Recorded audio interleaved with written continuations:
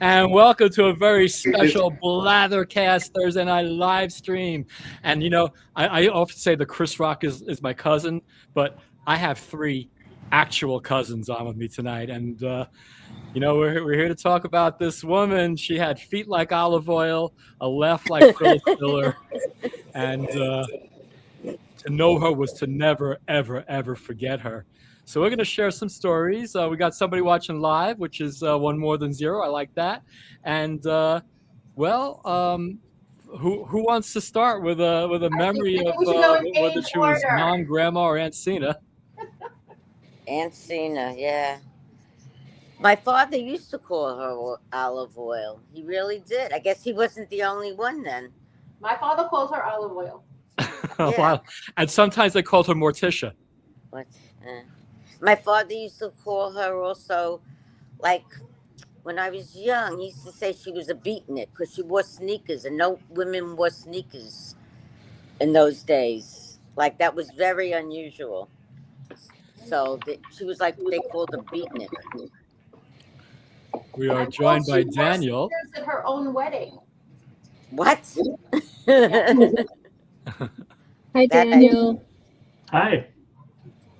Well, Daniel, you know Robin. You should know Lisa, but I'm not sure you ever met my cousin Susan. Hi, Daniel. Hi. Nice. Never met you, but nice to meet you. Nice to meet you. So we're talking about Aunt Seena, Grandma, Mom, whatever we called her, and here to share memories. Cindy actually texted me something. She's a little bit camera shy. She might be one of the three people watching live right now, but I'll read what she had to add.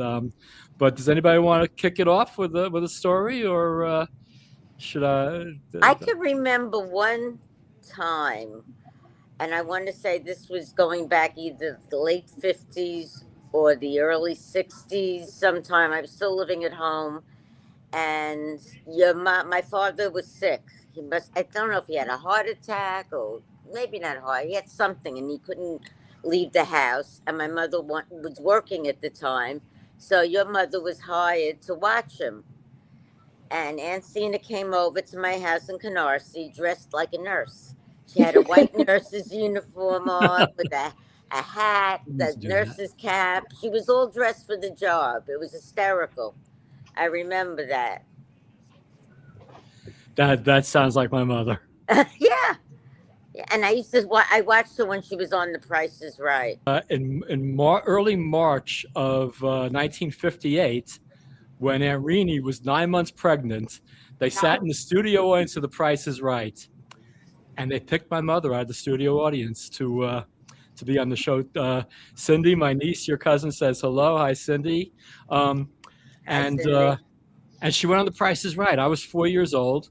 And Grandpa Joe was, Grandpa Joe was all our grandpa. Grandpa Joe was babysitting me like he did so many times. And my mother, back in those days, it wasn't the come on down Price is Right. It was the panel where the person with the high score got to come back the next day. My mother was on for 3 days.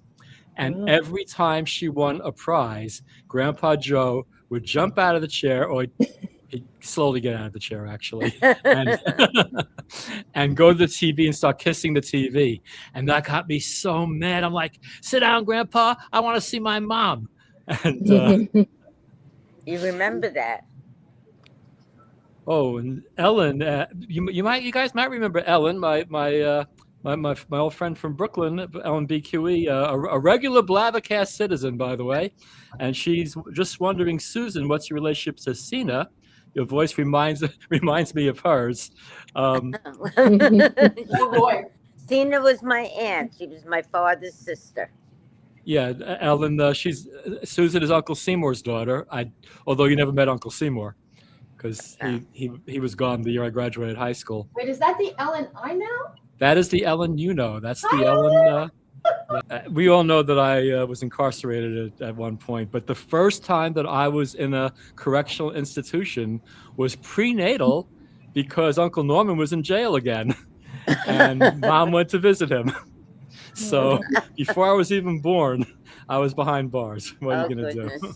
I still have a coin that I hold in my purse that Uncle Norman gave me. It has a picture of it's a silver coin. It has a dog on one side and a cat on the other side. And he said, as long as I keep it in my purse, I will never be broke.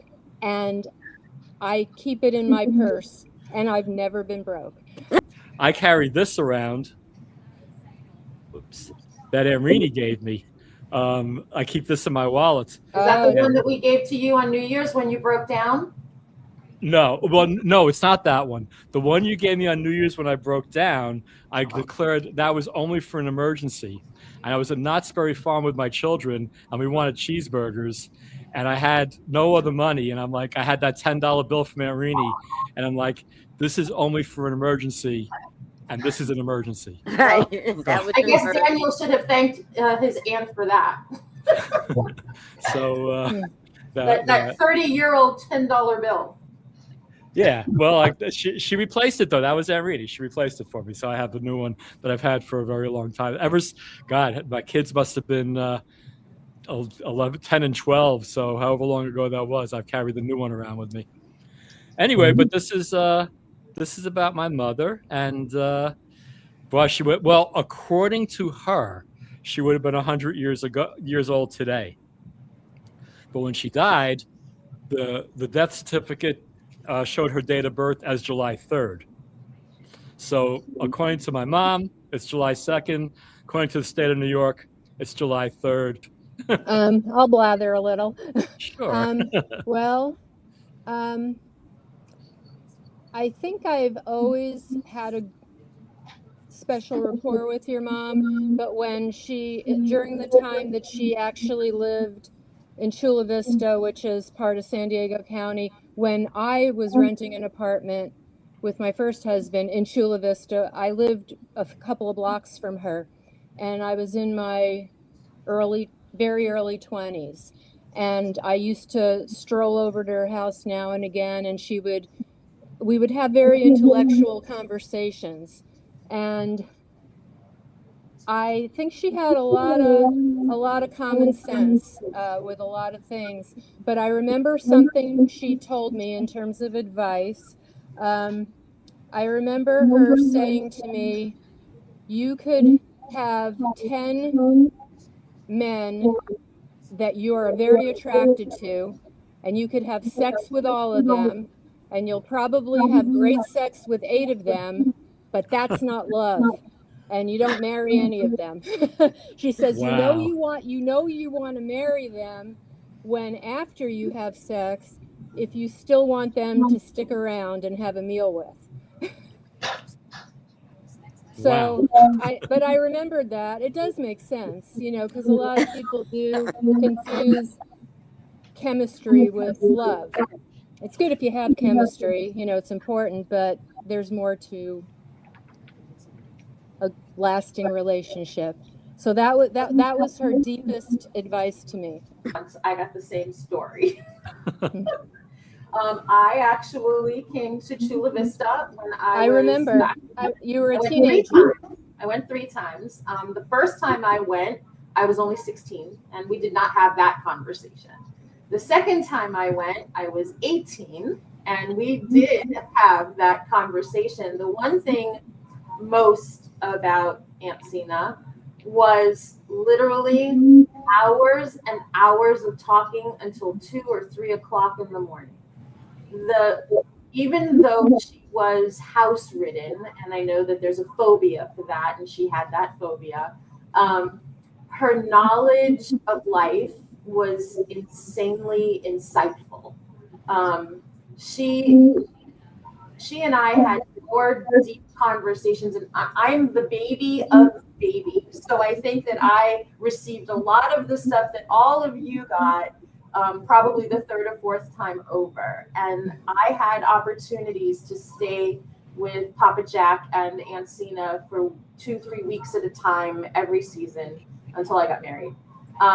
And one of the funniest moments ever, and just as an aside, that round chair thing that she got from the show, Michael, that she won on the show, the round chair that they recovered like 3 times. Yes, I'm very familiar with that chair. I slept on that because that was my favorite chair. It went everywhere and it ended up in Shula's stuff. But one of the funniest moments of being with Aunt Seena, who never cooked, never cleaned, but could have conversations beyond conversations and usually slept until 10 o'clock every day. She came, Papa Jack came out of the bedroom with a big smile on his face. And he went to the kitchen. He said, I'm going to cook breakfast for everybody. And I said, okay. And I was sleeping on the round chair. And then about 5 minutes later, Aunt Seena comes out and she doesn't have her teeth. And she starts to talk. And, when she didn't have her teeth, she always did this. She always covered her mouth like this when she came out of the room. But she forgot to cover her mouth. She came out and she started to talk to me without her teeth. And I started to giggle. And she went, why are you giggling? And I said, when you came out, you didn't cover your mouth because you don't have your teeth. And she went, that's how Uncle Jack likes it. So while you may look at her and you may talk to her and her intelligence and her wisdom and her sense of life, she had this incredible, sexy way about her that always made me laugh. Cindy commented, she told me something similar. I thought she'd be like, wait for marriage. But no, she was like, do a test drive and see if you're compatible. So apparently she was very consistent with the grandchildren and nieces. I'm not sure she told you anything, Daniel. I feel left out. I think I could have used this advice at some point. She never told me anything like that. Yeah. I guess I got married so young, it was too late. Yeah. And you made a very good choice. I did. Anyway, on The Price is Right, she won a boat that was Yes. life-changing. And if you nod your head if you're ever on it, and that's no. I remembered the boat. We were never on it, but I heard that at that birthday party for your dad in Las Vegas. I heard about someone talked about the boat, and that's when I thought, why didn't we ever go on the boat? I know Laura was on the boat because I'd scare her. I'd make believe we were sinking. We found out after she was champion. She was on 3 days. She won a Persian lamb coach. She won the boat. She won that chair that you're talking about, and a bunch of other things. Then we found out that you have to pay tax on that shit. So my father, with his two brothers, Harry and Sam, they made a deal. Uncle Harry and Uncle Sammy paid the taxes, and there were three-way partners on the boat. So it was a lot of good memories of that boat. And and Robin, as you remember, it got talked about a lot at the reunion that we did in Vegas. My mother was an acquired taste for sure, and she definitely loved me, no question. But she was also a little bit tough. And the day that she dropped me off at college, as she exited my dorm room, her last words were, "And if I find out that you even associate with anybody who smokes pot, I will disown you."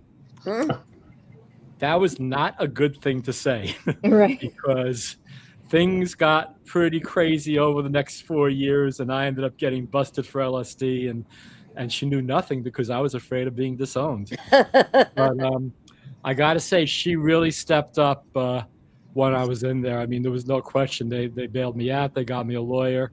And they wrote to me and visited me. And I'd like to read one of the letters that she sent me.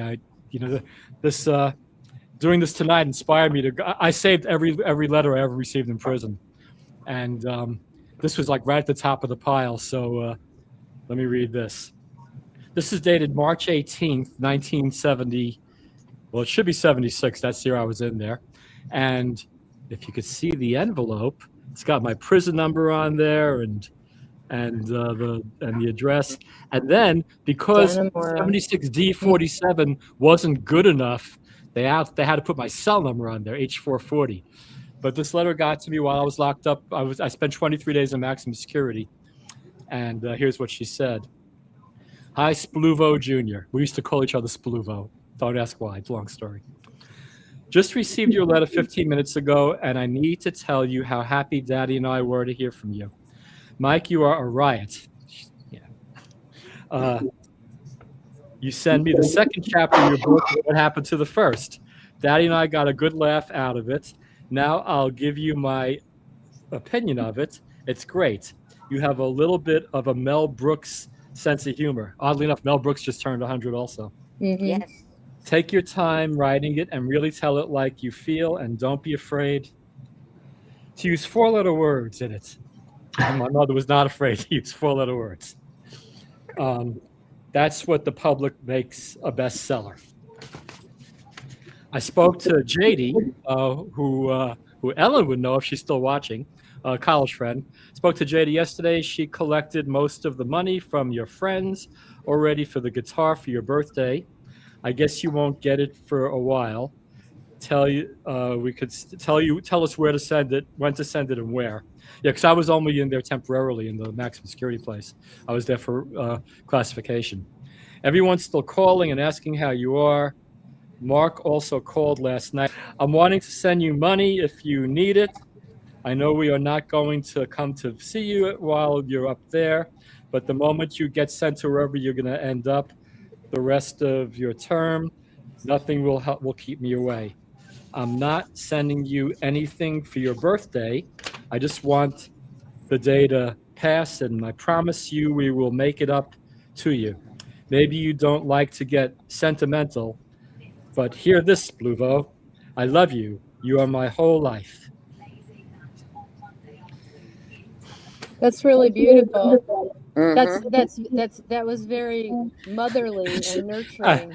I could just picture you making a face, which I would do every time she told me she loved me. Like, yeah. I'm glad you have John there for a while. Yeah, John was one of my co-defendants, and we ended up locked up in maximum security together. Oh, Ellen's still here. Good.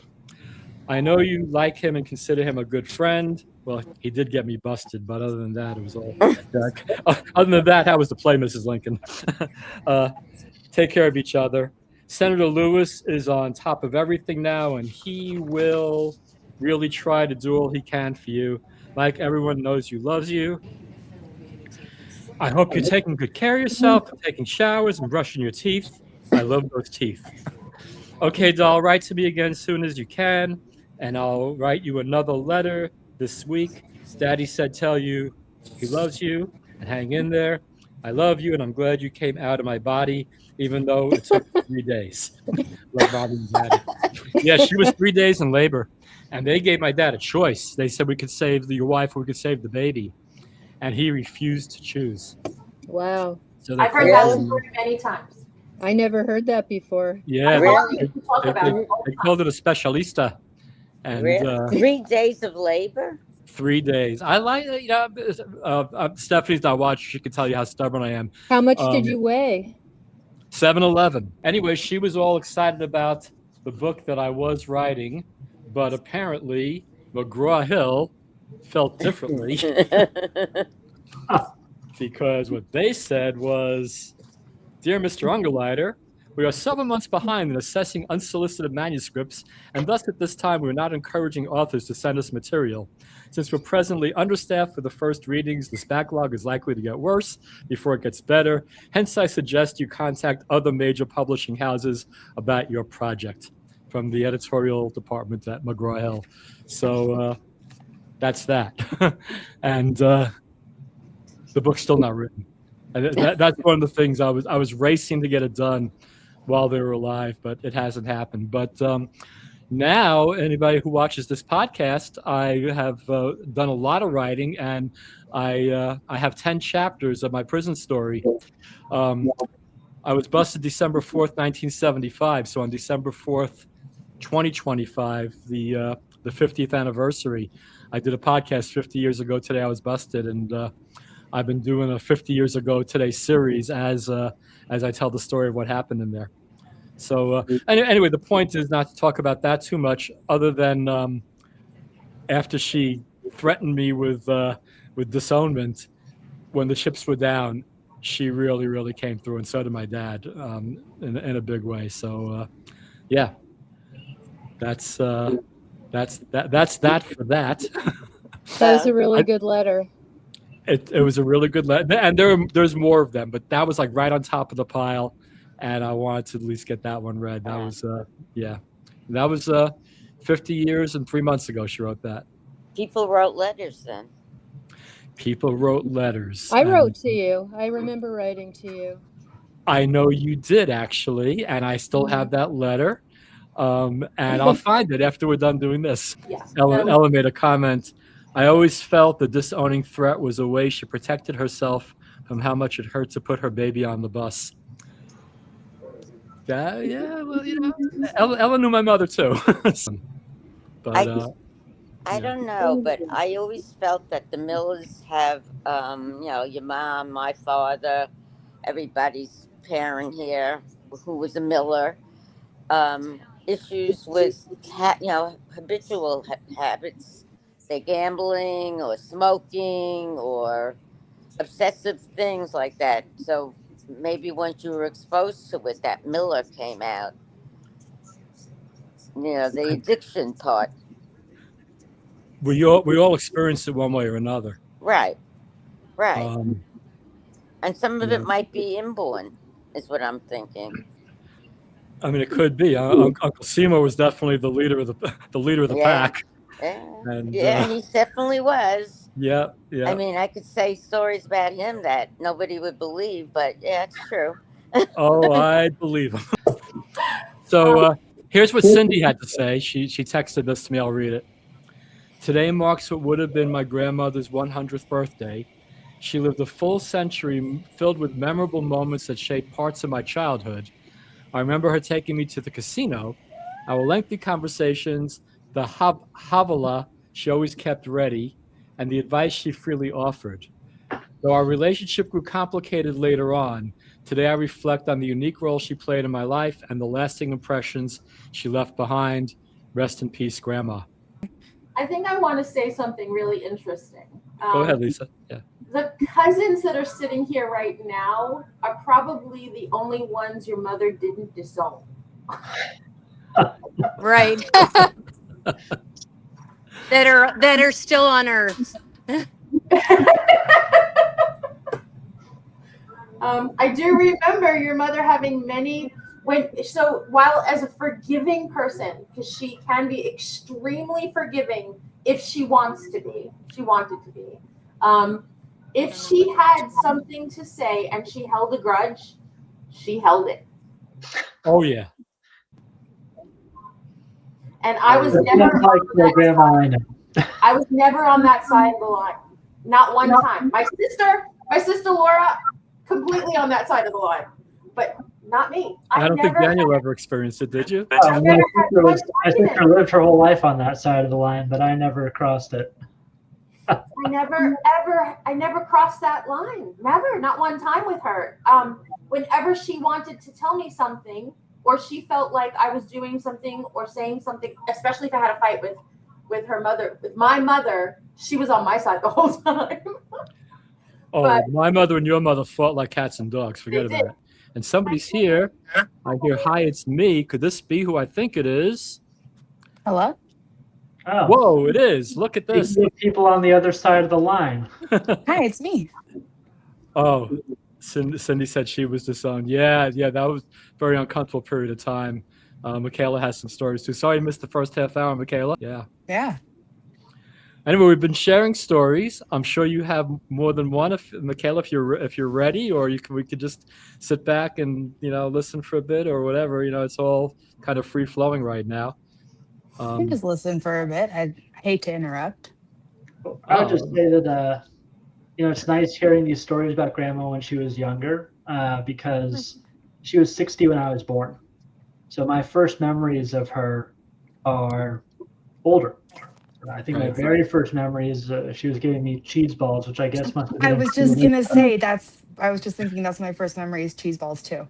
Right, but I remember already feeling like she was an old woman at that point. Right, so And then my next memories after that, she was already basically infirm and couch ridden and being taken care of by Papa Jack, who was so capable and vivacious. And then, Grandma was sitting there smoking and watching Fox and holding some of those deep grudges that we were just talking about. Yeah. Oh yeah, she would. Yeah, she could hold a grudge.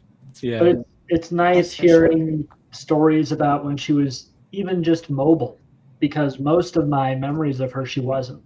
Well, I have a memory of her during the time when she was very immobile.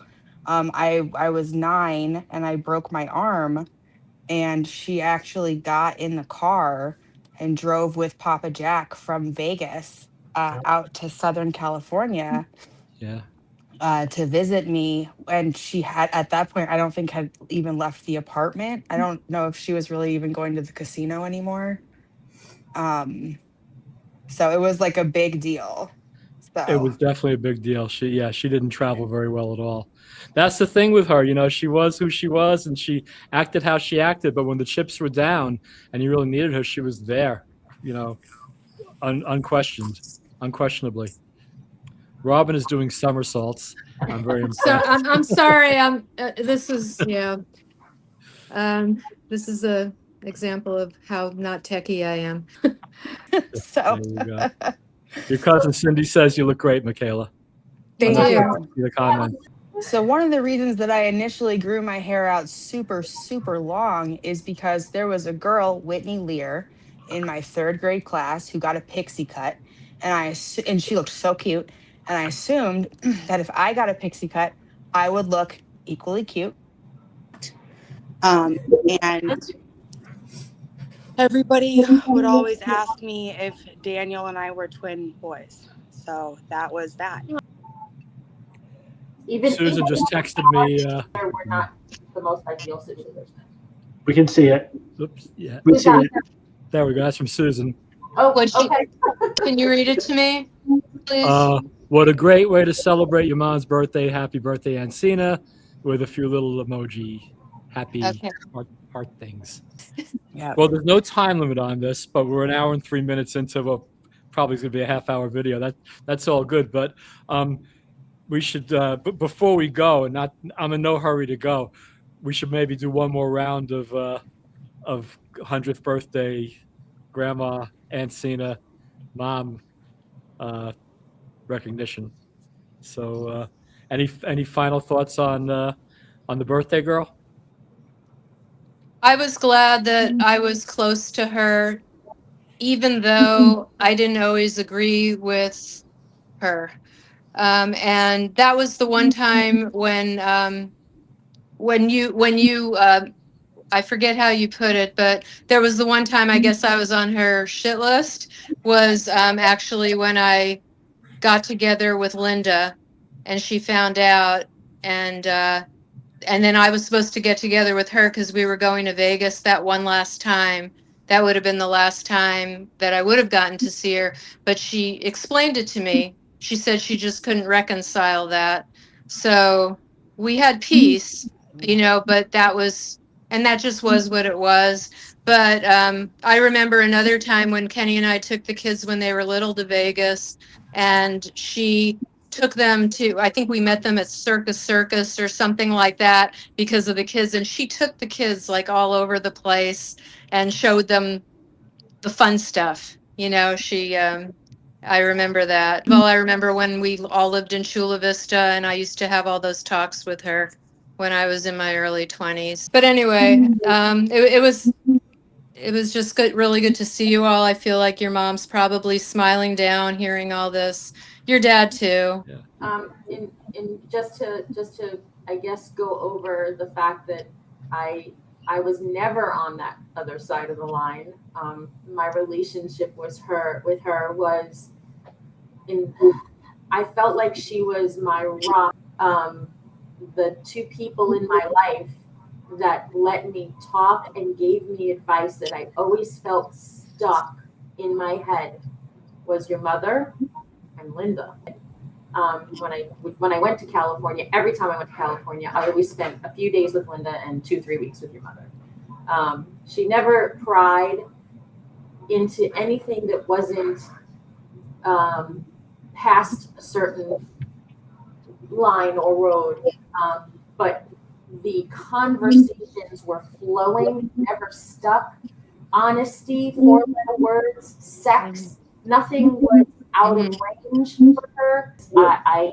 I could never talk to anyone else except Seena and Linda.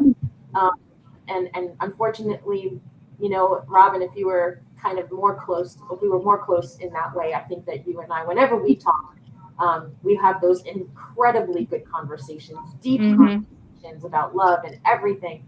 But Seena would just let the curses flow, let the sex flow.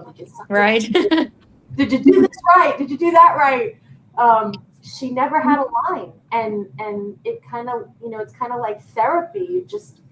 You're able to talk and not feel like you were scared or there was nothing you couldn't say, and she wouldn't be mad about it or say that you were a bad girl. It was like Michaela's laughing, but that's the truth. That was not my experience Yeah, no, at all. At all. I mean, I like Grandma Seena a lot. And I was pretty conservative in high school, mostly to rebel against my very liberal dad. We could do a whole podcast about how that's changed, but Grandma was very, very conservative, and that was a big part of why I was on the good list. And Michaela was protesting the Iraq War and getting arrested for it. Not actually arrested, just I taken wasn't home, arrested. taken home by the police. And I asked for a ride home. It was sure, hot. sure, yeah, no, sure. They didn't take me. And she had tattoos, and Still do. her boyfriend had tattoos. So it was very like Grandma was very open with, I don't know, just who was on her bad list and how much she's very open with her praise on the people on her good list, and didn't mind talking about the people who weren't on her good list to them either. And I think as a teenager, I thought that was kind of cool. As an adult, it doesn't seem cool at all. It's actually pretty sad and upsetting. And I love Grandma, but I wish she would have been less conditional in her love to the rest of her family, because I don't think anybody was bad and deserved to be on her, on her bad list. She shouldn't have had a bad list, but for whatever reason, she saw things in a very black and white way at times, and I think it was very easy for her to just kind of, once someone's on that line, that's where they are for her, and it's easier to do that than accept some complexity she might not like.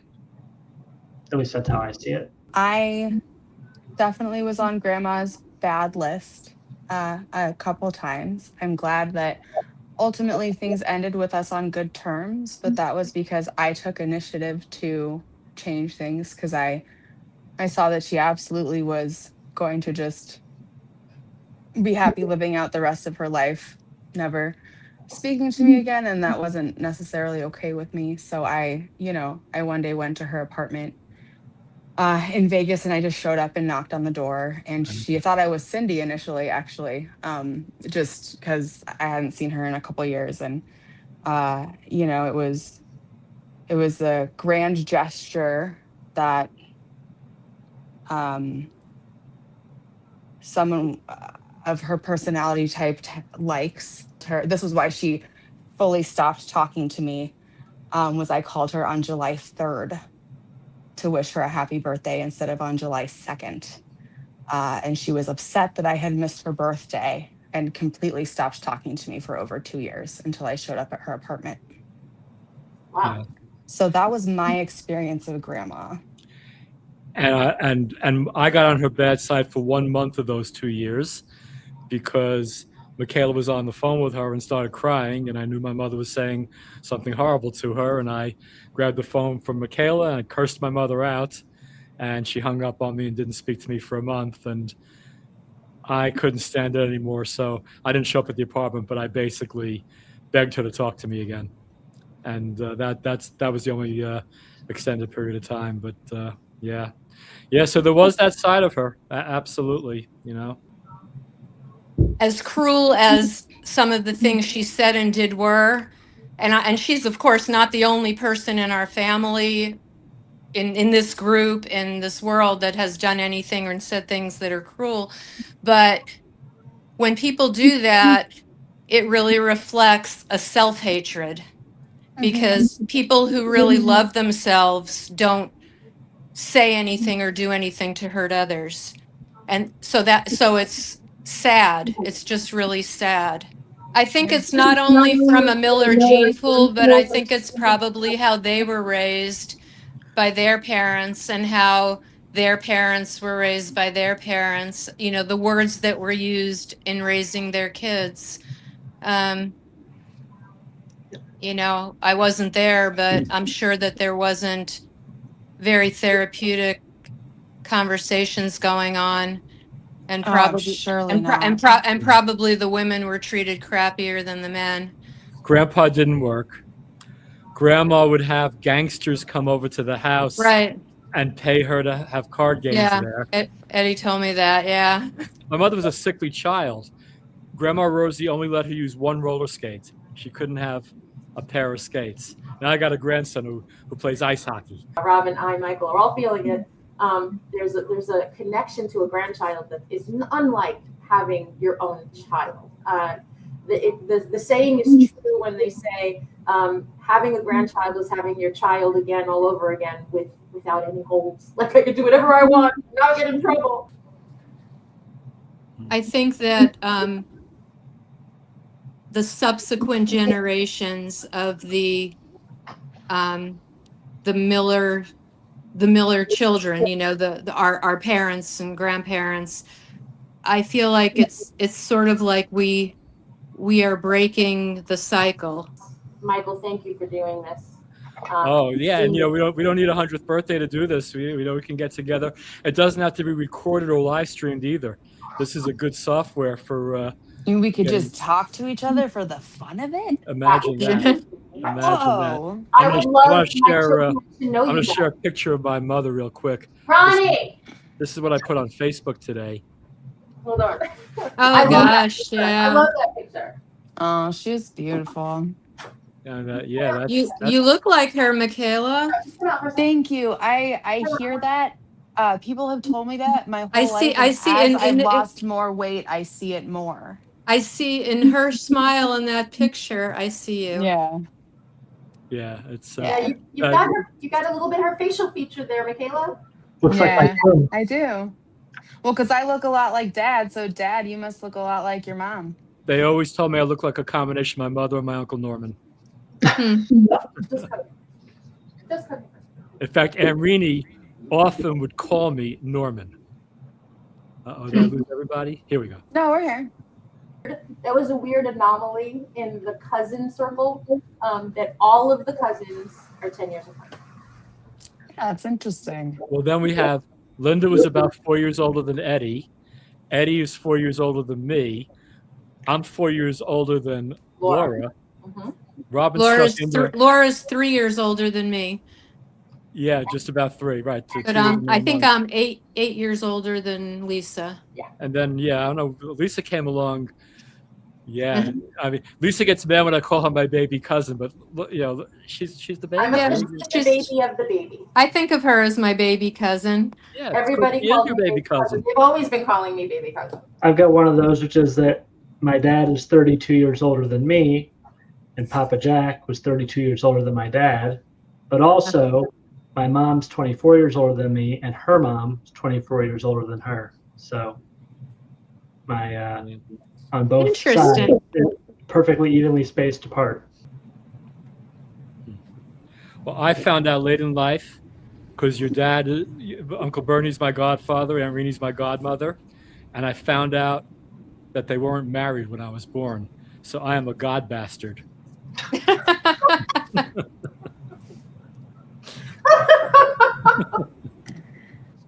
I have the sneaker, by the way. Does everybody know about the sneaker? There's a ceramic sneaker that my father made for Seena. Oh, Many, it was, many it was years on display in their house in Vegas. Yeah. Yeah. I've seen that sneaker. Okay, you Yep. have it. Good. I have the sneaker. It says Seena on the side. Yeah. And I remember those giant ants in your house. I've never seen ants so big. Like they were like that big. I don't remember that, but okay. You were very cat, and I remember you had like a shotgun because you said you get wild animals. Because the in your ants are yard. too big. No, because she. Okay. Any other last words? I'm done. Yeah, we've Hi, been on baby. this. Are you awake? The baby's up. You're not. I think we might get a little taste. Hi. There might be an olive sighting here. Let's see. She's You usually wanna upset if say she sees me, so I don't know if this will go well. Oh. This is number 5 grandchild. Somewhere. Oh, she's got her micro. She turned off her microphone. There's her. There's Oh, the I hair. see some hair. Yeah, I see some hair. Oh, her hair is amazing. Straight from her dad. It's amazing. Great from her Oh, dad. my There she is, goodness. Olive. Hi there. Oh, hi. Hi, cutie pie. Olive, are you going to show off? You say hi. Do you see anyone you recognize? Who's that? That is Roro. You're right. And you see one of your uncles here?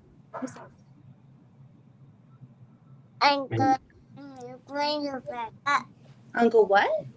Oh, you're bringing your blanket back up? Yeah. Uncle Blanket. Who's that? Uncle Dan, that's right. Very good. Yeah. And that's cousin Robin and cousin Lisa. Huh. A kiss. Okay. What are you doing awake? Do they live near they live near each other? Yeah, They they're 20. live about 35 minutes apart. I got That's a not- situation, That's really so I gotta nice. go. That's wonderful. Yeah. It Well, is. I got a poop situation, so I gotta go. Okay, well, I think we're gonna wrap it up soon anyway. Yeah. You say bye bye. What a special treat, Olive, to see you. Okay. Love Hi, you. Olive. I hope I meet you and hug you one day. You say me too. Do you want to push that Okay. red button? Mwah. Oh, do you want to blow a Oh, kiss? good night, Olive. Good luck with your poop. Can you blow a kiss? Good job. I pooped today too. So did I. Amazing. We must be related. Yeah. About the We're moon. all okay. I won't say that word. We're all full of yeah. Okay. Sounds like not anymore. Have a good night, everyone. It was really good to see all of you. Guys. Yeah. Love Love you. you. everybody. Okay. You Bye. Love you guys. Bye. Okay, Bye. Bye. Bye. Okay, and as I say at the end of all these podcasts, the boomer has blathered.